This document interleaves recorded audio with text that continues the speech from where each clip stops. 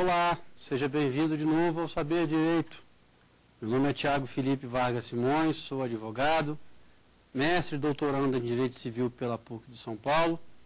E nessa semana estou trabalhando com vocês aqui Direito Civil, especificamente Direito das Famílias, no tema dos regimes de bens. Você já sabe, mas não custa relembrá-los. Caso haja alguma dúvida, mande a sua pergunta para cá.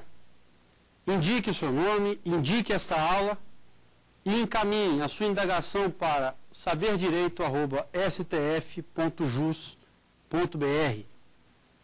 Os alunos que nos acompanharão nessa aula, Eric, Lívia e Milton, estão aqui para nós começarmos a debater novamente o tema dos regimes de bens. Nós vimos que os regimes de bens, eles compõem um conjunto, um regramento patrimonial da entidade familiar. Ainda que não seja sua finalidade, toda relação familiar, ou melhor, toda relação entre pessoas, acabam decorrendo algumas relações que possam vir a ser decorrentes ou que possam gerar direitos a patrimônio. Nós vimos já, nessa semana, no nosso primeiro encontro, como ficam as regras gerais dos regimes de bens, a elaboração do pacto antinupcial, que apenas é dispensado para o regime da comunhão parcial. Você se lembra da nossa segunda aula? Regime da comunhão parcial é aquele que respeita a relação patrimonial que cada cônjuge possuía com o seu acervo de bens anteriores, considera-se apenas como objeto de meação todos os bens que são adquiridos a título oneroso no curso do casamento, excetuando-se ali os pontos mais importantes, como a herança, as doações, e aí haverá sempre, no caso desses bens em conjunto, a necessidade da outorga, que é o consentimento que o seu cônjuge vai dar para quando você for praticar determinados atos. Atos que estão descritos lá no artigo 1647, como, por exemplo, prestar aval ou fiança, alienar ou gravar com ônus real os seus bens imóveis. Né? Vimos isso tudo nas aulas anteriores, como vimos também como funciona o regramento do regime da comunhão universal de bens. Vimos que é um regime que, até o advento da lei do divórcio, era o regime que predominava no nosso ordenamento. Os casamentos celebrados dentro da nossa República, até o surgimento da Lei 6.515 de 77, na ausência de pacto, ou vindo este a ser declarado nulo, ou então ineficaz, não produzindo efeitos, eles eram regulamentados pelo regime da comunhão universal, o que alterou. A lei do divórcio alterou esse regramento. O regime da comunhão universal, para ser aplicado a um casamento ou a uma união estável, hoje depende de um ato expresso de vontade dos interessados. Para o casamento, um pacto antinupcial. Para a união estável, um contrato de convivência. Vimos que nesse regime, no regime da comunhão universal, como é que fica a relação patrimonial dos bens? Uma verdadeira massa, um verdadeiro conglomerado de bens que vão ser levados ao casamento, tanto pelo homem quanto pela mulher.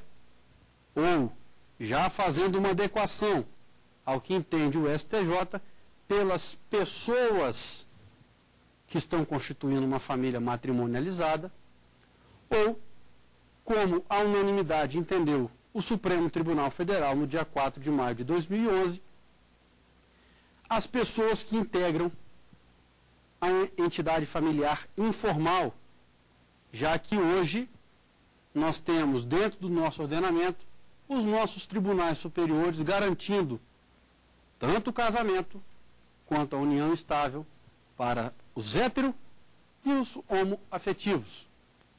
No regime da comunhão universal, a soma desse patrimônio, bem como a soma de dívidas. Nós vimos que a regra geral do regime da comunhão universal é trabalhar como? Trabalhar com o antes e o durante o casamento. O que é meu é nosso. E o que é seu agora é nosso. Há uma soma de patrimônios e cada um passa a ter direito a metade do patrimônio do outro. E aí o legislador é muito expresso e é muito direto quando trabalha a ideia de que apenas determinados bens estão excluídos dessa comunhão. Apenas determinados bens estão fora dessa regra geral da comunhão universal que impõe essa meação, que é quando ele trabalha no artigo 1668, em que coloca, por exemplo, talvez a situação mais recorrente, que nós mais nos deparamos no nosso dia a dia profissional e acadêmico, como fica a questão da herança, já que no regime da comunhão parcial, a herança e as doações ficam afastadas. E aqui, no regime da comunhão universal, a herança entra, desde que não haja cláusula expressa, nunca presumível, de incomunicabilidade. Ou então, quando há uma adequação, quando há uma deliberação por parte do testador ou do legatário, em atender o disposto no artigo 1911 do Código Civil ou na súmula 49 do STF, quando ele grava o bem com a cláusula de inalienabilidade. Essa cláusula de inalienabilidade, como nós já vimos na nossa terceira aula, ela é uma cláusula mais abrangente. Ela se presta também para trabalhar com a impenhorabilidade do bem e, claro, com a incomunicabilidade daquele bem. Faz com que aquele bem permaneça exclusivamente na propriedade do cônjuge que o recebeu. Vimos também que um ponto muito discutido nesses dois primeiros regimes, parcial e universal, diz respeito às verbas decorrentes de relação de emprego, as verbas rescisórias, as verbas indenizatórias de um contrato de trabalho, ou mesmo a questão do FGTS. Vimos que há posições divergentes da doutrina e da jurisprudência. Manifestamos aqui o nosso entendimento, sempre respeitando as opiniões divergentes e sempre expondo essa dicotomia de entendimento a quem nos assiste e aos nossos alunos que nos acompanham aqui ao vivo. Depois passamos a trabalhar com o regime de separação de bens. Vimos que o regime de separação de bens, ele pode decorrer por vontade dos interessados, tanto para o casamento quanto para a união estável. Para o casamento, quando feito por pacto antinupcial. Para a união estável, quando eleito por contrato de convivência. Ou quando o legislador nos impõe a sua vontade. Que são os casos trabalhados no artigo 1641 e nos seus únicos 3 incisos. Como nós vimos, esse artigo 1641 é um rol taxativo, o que se chama de números clausos. Ou seja, não se admite uma ampliação ou uma restrição daquelas causas incidentes por vontade das partes. Só a lei cria, só a lei restringe. Vimos que o regime da comunhão universal, o regime da comunhão parcial e o regime de separação de bens, seja a separação voluntária, seja a separação obrigatória, tem relações no que diz respeito à administração dos bens, cada um de uma maneira bem diferenciada. No regime da comunhão parcial, nós vimos que o patrimônio particular e as dívidas de responsabilidade que decorrem do ato de administração dos bens particulares compete ao cônjuge que assim procedeu. Quanto aos bens comuns, o ato de administração é sempre conjunto. Por quê? Porque foi instituída uma comunhão de vida. E a comunhão de vida atende não apenas à relação pessoal da família, mas também a relação patrimonial. E aí, para os atos de administração dos bens comuns no regime da comunhão parcial, necessidade de outorga. Na comunhão universal, a regra geral é sempre a outorga. Excepcionalmente, quando um ou mais bens estiverem tocados no artigo 1668, o ato de administração competirá exclusivamente ao cônjuge que detém um ou mais bens que façam a incidência, ou que sofram a incidência desse artigo mencionado. No regime de separação de bens, nós vimos que há uma liberdade total de administração quando o regime de bens da separação for pela via convencional. Quando os interessados, por pacto ou contrato de convivência, optam por esse regime. E aí, quando decorre de vontade do legislador, o que acontece? Também há essa liberdade administrativa no que diz respeito ao patrimônio. Entretanto, por força da incidência da súmula 377 do STF, haverá necessidade de consentimento expresso do cônjuge à outorga para os atos de alienação ou qualquer outro dos atos previstos no artigo 1647. Gravar com ônus real os bens que foram adquiridos onerosamente no curso do casamento ou da união. Lembrando que a ideia de onerosidade diz respeito à aquisição com emprego de pecúnia, aquisição pecuniária. E aí nós vamos encontrar, dentro do nosso Código Civil, uma figura estranha. Uma figura bastante estranha, uma figura que podemos chamar de mutante. Não é um X-Men, mas se assemelha a isso. É um ser híbrido. Tem um pouquinho de um, tem um pouquinho de outro, que é a figura do regime da participação final nos aquestos, que está regulamentada entre os artigos 1672 e 1686. Antes de começar a falar desse regime, eu vou perguntar aqui aos nossos alunos se há alguma pergunta que eles queiram formular. Professor, o que se entende por aquestos? Vamos lá então, Milton. O que se entende por aquestos? Os aquestos eles não são uma exclusividade desse regime. Aquestos nós podemos classificar de uma forma, assim, uma linguagem bem simples, uma linguagem bem tranquila, que aquesto é todo o excedente que se faz a um patrimônio original.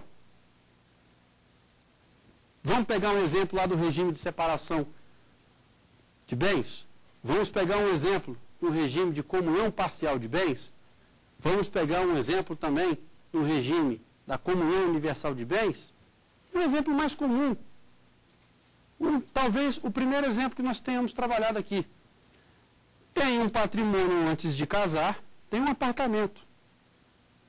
Vendo, no curso do casamento, um apartamento que originariamente ele era valorado em R$200 mil e eu o vendo por 400 mil. Essa diferença que se dá em um direito que eu terei, que vai ser subrogado, os 200 mil originários e o excedente desse valor, esse excedente é o que se confere à legenda de aquestos. Os aquestos, portanto, serão o excedente do patrimônio. Como é que funciona esse regime? Primeiro, a gente vai ter que buscar ou tentar entender um pouco desse regime da participação final nos aquestos. Não há a menor dúvida de que a atual codificação civil ela tem a sua inspiração no BGB, no Código Civil Alemão. E lá no Código Civil Alemão está previsto esse regime da participação final nos aquestos. Só que esse regime não tem as suas origens, ou ele não é originário do direito alemão. A fonte mais sensata e a fonte mais segura que a doutrina nos traz é que esse regime de bens, esse X-Men, como nós falamos, essa figura híbrida, ele tem a sua origem no direito civil escandinavo, em especial na Suécia, ainda que alguns venham a falar que esse regime é mais antigo do que se espera. Esse regime é mais antigo do que se pensa, dizem alguns doutrinadores, que esse regime remonta os idos dos anos de 1800 e alguma coisinha, lá da Hungria. A fonte mais segura, e isso a doutrina caminha de uma forma mais tranquila, é que a origem desse regime de bens é, sem dúvida, o direito civil escandinavo, em especial o direito civil sueco. Ele é um regime que, acima de tudo, ele está pautado na relação de boa-fé entre os cônjuges. Nós sabemos que um dos princípios que ensejaram e que fomentam as relações civis a partir da atual codificação é o princípio da boa-fé objetiva. O princípio da boa-fé objetiva ele está trabalhado lá no artigo 422 do Código Civil. É um princípio que decorre em outras situações, como, por exemplo, o nemo potesta venire contra factum próprio, ou a proibição de comportamento contraditório. Eu não posso hoje praticar um ato diferente do que eu pratiquei antes. Haverá incompatibilidade.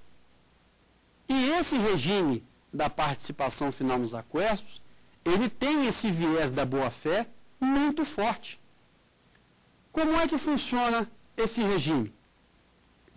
Nós vamos ver aqui como dispõe o Código Civil no seu artigo 1672 sobre esse regime da participação final nos aquestos. Veja bem como é que está tratado dentro do Código Civil esse regime.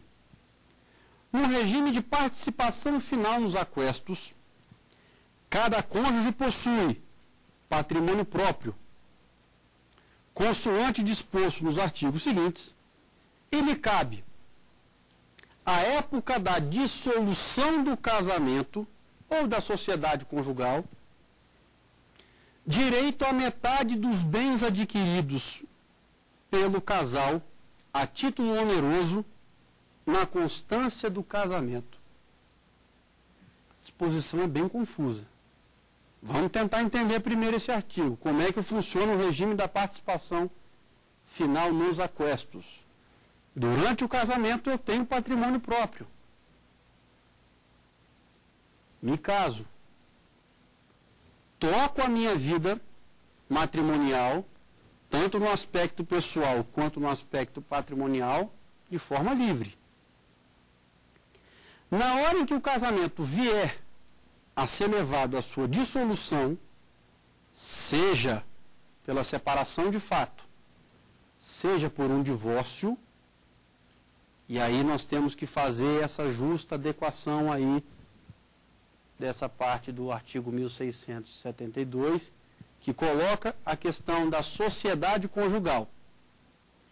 O que rompia, o que acabava com a sociedade conjugal, era a nada saudosa figura da separação judicial ou extrajudicial, que desde o texto da emenda 66, que alterou o disposto no artigo 226, parágrafo 6º na Constituição Federal, desde julho do ano passado, não existe mais a separação judicial.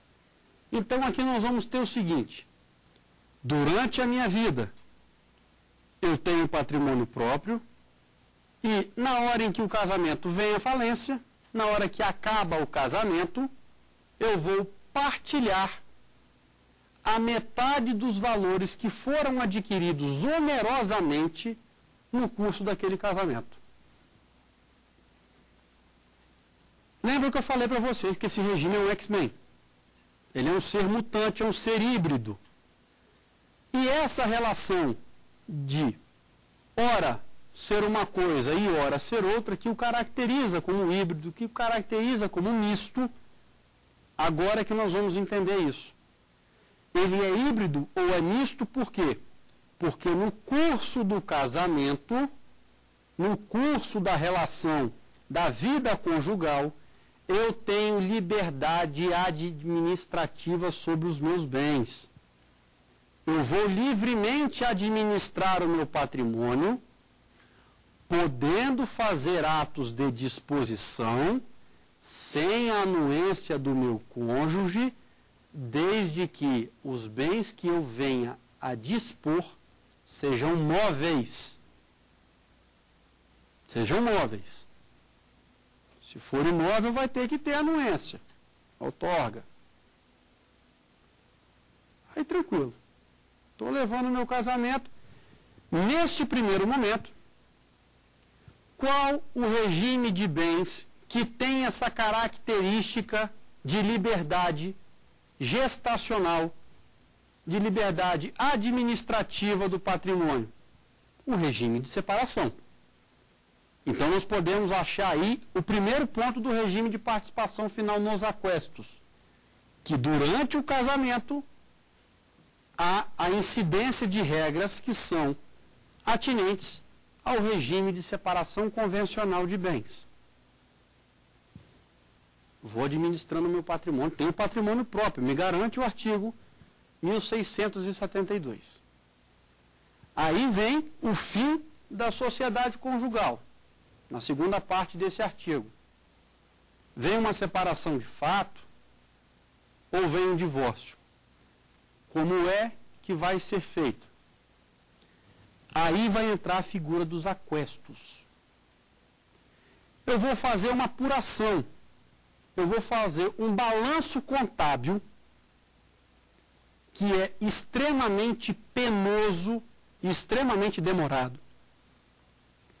Vou pegar o patrimônio original, o patrimônio inicial desse casamento, vou tê-lo como minha referência e vou compará-lo com o patrimônio final. Qual vai ser o patrimônio final? O patrimônio que foi constituído até o ato da separação de fato ou do divórcio. Todo o excedente desse patrimônio eu vou chamar de aquesto. Todo o acréscimo patrimonial eu vou chamar de aquesto. Então, eu vou partilhar o que aí? Eu vou partilhar os bens que foram adquiridos onerosamente no curso do casamento.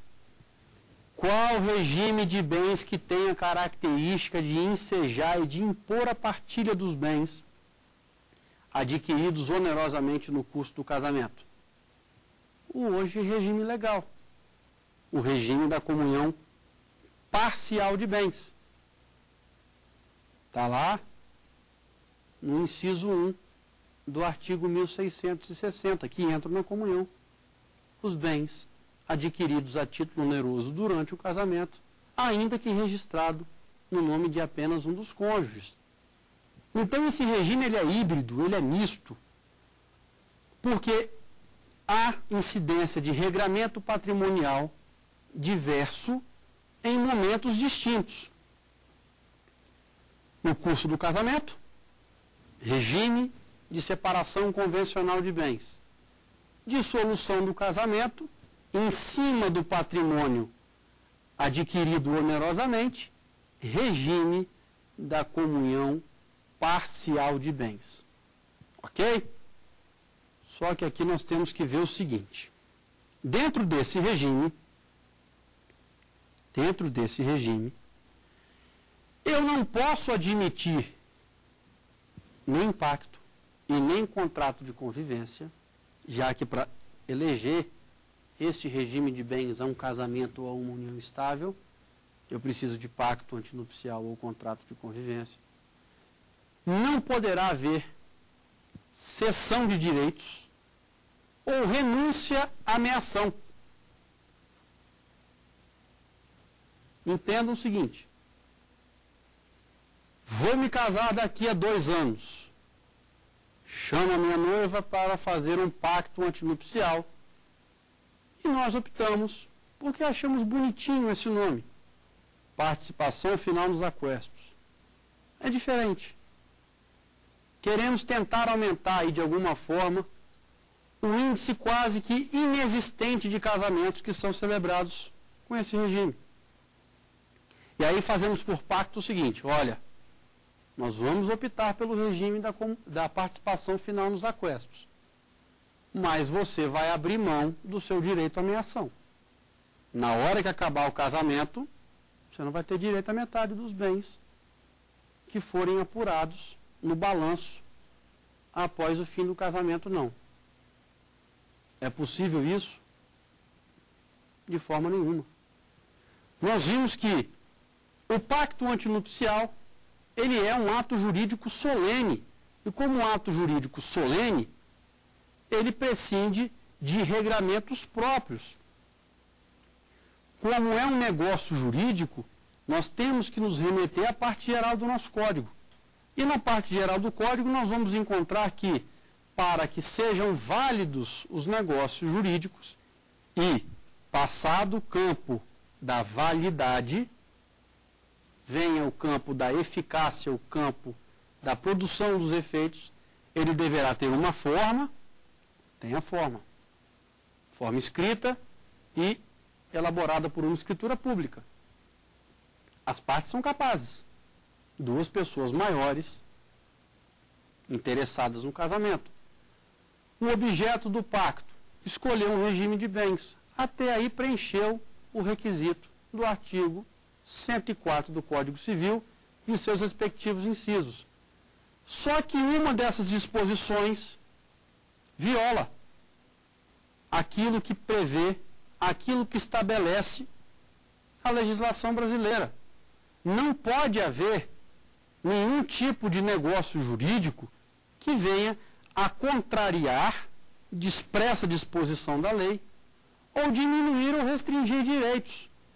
Portanto, se eu faço um pacto antinupcial ou um contrato de convivência e venho a estipular uma cláusula, por exemplo, que deverá a minha futura cônjuge abrir mão do direito à meação, essa cláusula será considerada nula. E como nós já vimos antes, poderá haver a redução proporcional do negócio jurídico dentro daquelas situações que incidam sobre cláusulas nulas ou ineficazes, conforme prevê o artigo 184 do Código. Voltando para essa aberração chamada regime da participação final nos aquestos. A título de curiosidade, esse regime é tão bom, é um regime que é tão aplicado, que está tramitando no Congresso o projeto 2285 de 2007, que é o chamado Estatuto das Famílias. O que visa o Estatuto das Famílias? Retirar o livro do direito das famílias do Código Civil e trabalhá-lo como um código próprio, como uma legislação própria. Esse regime é tão bom e tem tanta aplicação no Brasil que não vai existir mais.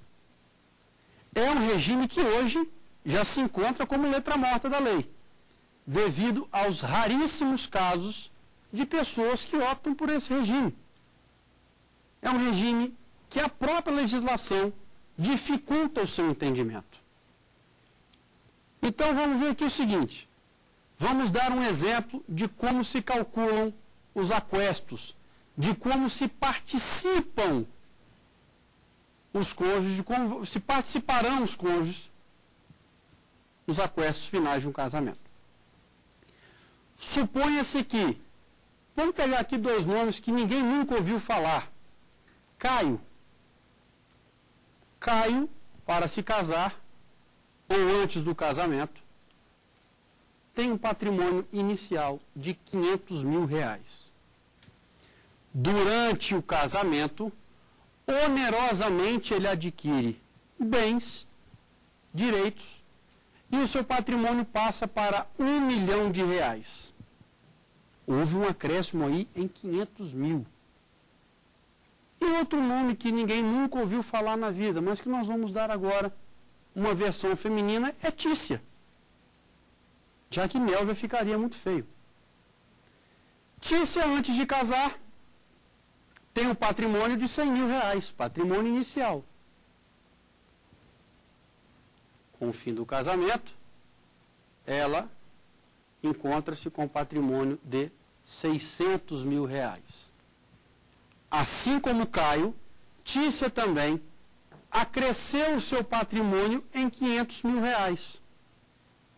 Como é que vai funcionar isso? Serão abatidas eventuais dívidas, serão descontadas eventuais dívidas, será somado esse acréscimo, essa diferença, cada um receberá proporcionalmente a metade do que o outro adquiriu. E a justificativa do legislador era manter um equilíbrio patrimonial, vedar o enriquecimento ilícito, vedar aqui de qualquer forma que os artigos 884 e 885 do Código Civil viessem a ser aqui desrespeitados ou violados. Portanto, o que vai ser levado à ameação são apenas os valores excedentes. Não é uma situação fácil de se comprovar, porque isso vai depender de perícia contábil. E a perícia contábil acaba sendo um pouco morosa. Não é uma situação muito simples.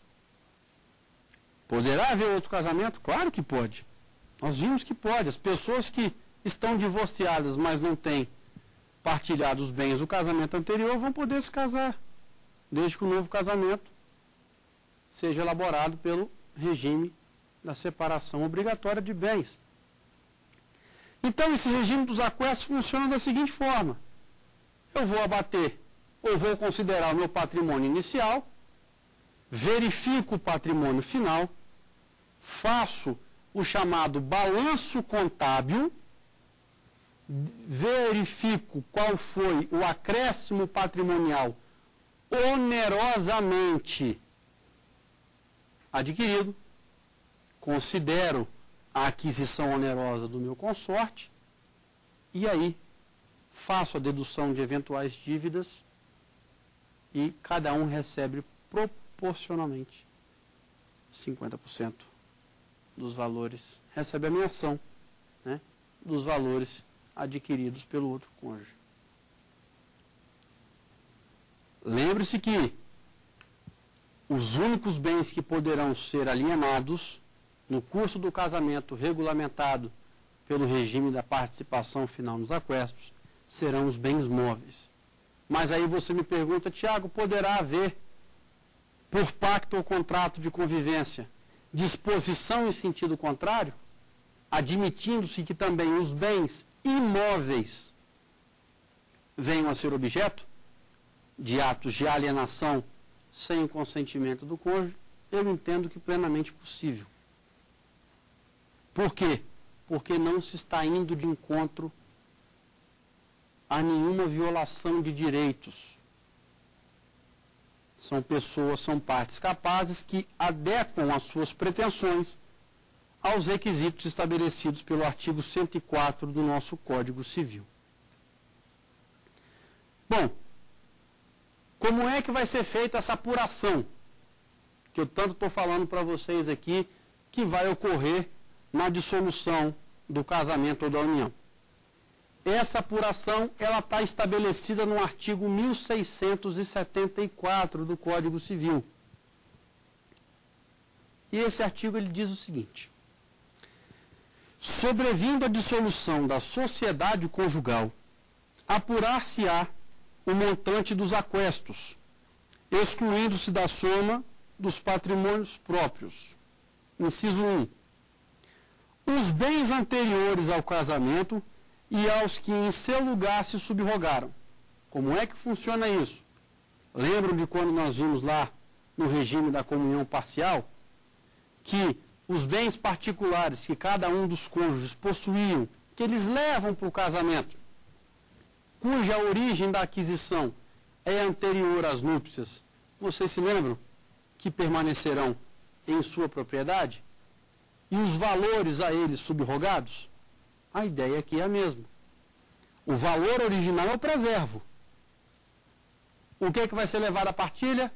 O excedente em eventual negócio jurídico, no caso de uma compra e venda de um apartamento que era 200 e foi vendido por 400. 200 considera-se subrogado. O excedente 200 entra na minha ação. Inciso 2 desse artigo. Os bens que sobrevieram a cada cônjuge por sucessão ou liberalidade. Percebam que aqui o que faz o legislador? Pega o inciso 1 do artigo 1659 do Código Civil e destrincha em dois. No inciso 1 do artigo 1674, coloca que os bens particulares e os subrogados em seu lugar não serão levados à apuração dos aquestos. Apenas os valores excedentários. No inciso 2, ele pega o quê? Pega aquela segunda parte do artigo 1659, inciso 1, e coloca aqui os bens recebidos por doação ou herança. Só muda a nomenclatura para ficar mais bonitinho. Inciso 3. As dívidas relativas a esses bens. Vamos imaginar aqui a seguinte situação hipotética. Eu tenho um apartamento e, durante o casamento, eu deixo de efetuar ou deixo de adimplir com as obrigações próprio terreno. São aquelas obrigações que decorrem da minha condição de proprietário. Por exemplo, pagamento de aluguel, de IPTU, que tem que pagar aquilo ali, salvo um contrato de eventual aluguel, transmite-se aquilo para quem esteja na posse direta do bem. Deixo meu apartamento fechado e ali fico 2, 3 anos sem pagar IPTU. Vocês sabem, querem saber de uma coisa, de uma grande constatação? Só existem 3 situações concretas no Brasil que você sabe que vai acontecer. A primeira delas é o fim da nossa personalidade civil com a morte. A segunda é que nós temos que pagar imposto. E a terceira é que no final do ano nós teremos show do Roberto Carlos na Rede Globo. Como nós estamos aqui dentro da segunda certeza que nós temos da vida, uma hora você vai ter que pagar esses impostos. Uma hora você vai ter que adimplir com as suas obrigações. Porque essas obrigações são pessoais. São pessoais por quê? Porque decorrem da sua condição de proprietário. Ainda que no final do casamento venha a ser constatado que eu vendi esse meu imóvel, que era valorado em 100 mil reais, e consegui vendê-lo por 600 mil, teve um acréscimo aí de 500. Mas eu não posso levar as dívidas desse imóvel para a minha ação. As dívidas são exclusivas. Eu terei que arcar com essas dívidas. Eu não posso impor ao meu cônjuge que arque também com a metade dessas dívidas. A disposição aqui é expressa do artigo 1674, inciso 3. Ok? Por fim, diz esse artigo 1674 em seu parágrafo único: salvo prova em contrário, presumem-se adquiridos durante o casamento os bens móveis. A ideia vai ser a mesma lá do artigo 1662 do Código Civil. Se durante o casamento são adquiridos outros bens imóveis, carros, motos, e ao fim do casamento eu não consigo fazer prova de que a origem daqueles bens é anterior ao casamento, eles integram a comunhão. Não tem para onde correr. É uma presunção que admite prova em contrário, por quê? Porque ela é relativa, é iuris tantum. ela vai prevalecer até o momento em que vier uma melhor prova. Até o momento em que vier alguém com uma prova mais robusta que vai afastar essa regra da comunhão desses bens. Um ponto muito bacana aqui é o que diz respeito ao artigo 1679.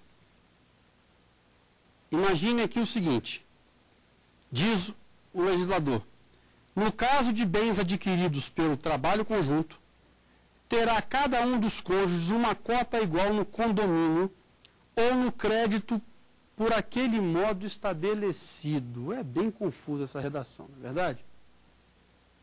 Imagine aqui o seguinte, trabalho conjunto ou esforço conjunto, pagaram por aquilo. Bens adquiridos onerosamente, vamos pegar o exemplo do regime de separação de bens, ainda que seja o regime de separação obrigatório. Hein?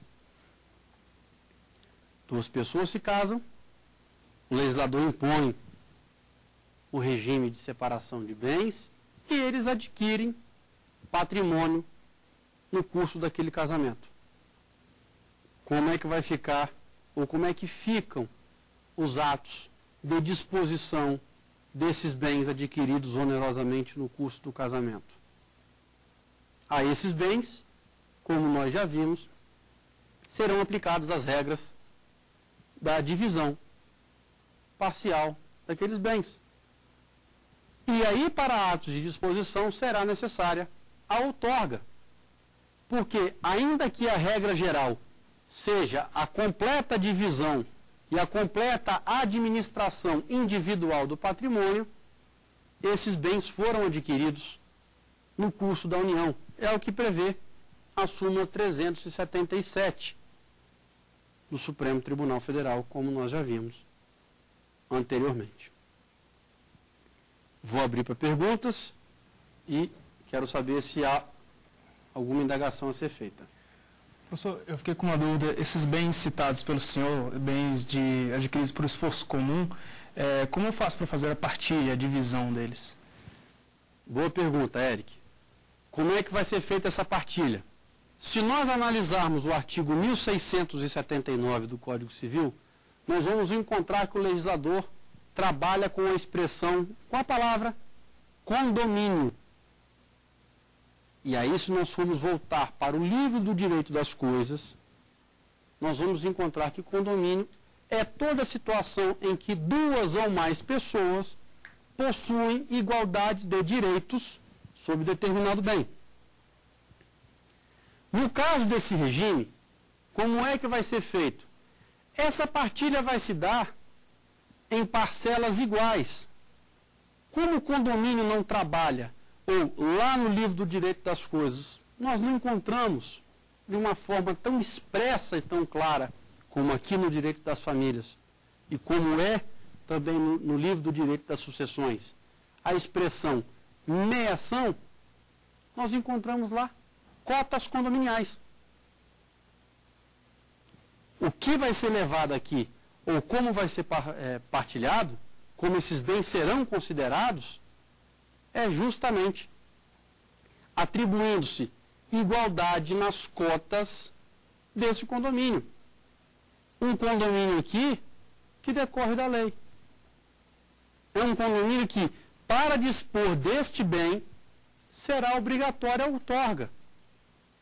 Você, cônjuge, que eventualmente se sentir prejudicado, você vai em cima daquele que te lesou. Ou você ou seus herdeiros. Em uma ação que tem natureza personalíssima. Portanto, havendo aqui a divisão de bens que decorram de trabalho ou de esforço conjunto, haverá divisão igualitária dessas cotas condominiais. Ok? Já falei para vocês e vou repetir. As disposições desse artigo são muito confusas. São disposições que o próprio legislador acabou se complicando e o número de casamentos que foram celebrados nesse regime são praticamente insignificantes.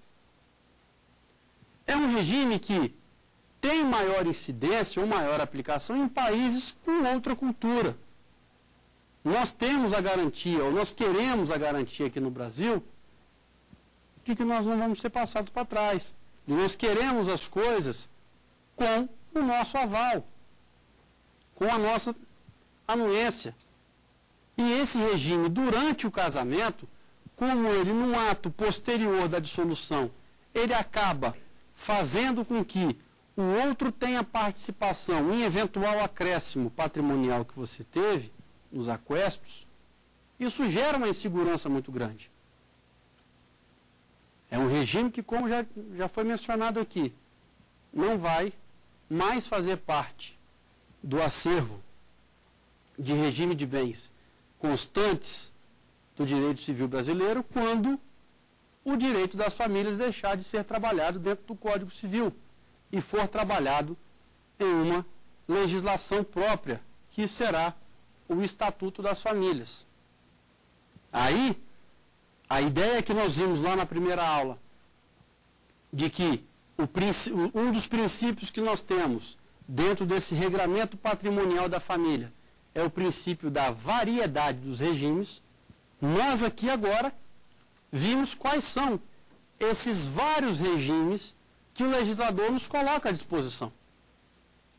Ele nos dá o que se chama de regimes tipo, ou tipos de regime de bens, exemplos de regimes de bens, comunhão parcial, comunhão universal, o regime de separação e a participação final nos aquestos. Essa ideia da variedade, ou esse princípio da variedade, ele não vai acabar na eventualidade de vir a ser promulgado o Estatuto das Famílias. O que vai acontecer? Apenas os regimes tipos irão passar de 4 para 3, o seu número. É um regime que torna-se letra morta da lei desde o advento da atual codificação civil. Regime confuso, regime que tem um misto de comunhão parcial no final e separação convencional no curso do casamento. Aqueles que pretendem constituir uma família formalizada pelo casamento ou informal por uma união estável e queiram optar por esse regime, não se esqueçam. O prévio consenso entre as partes se faz obrigatório.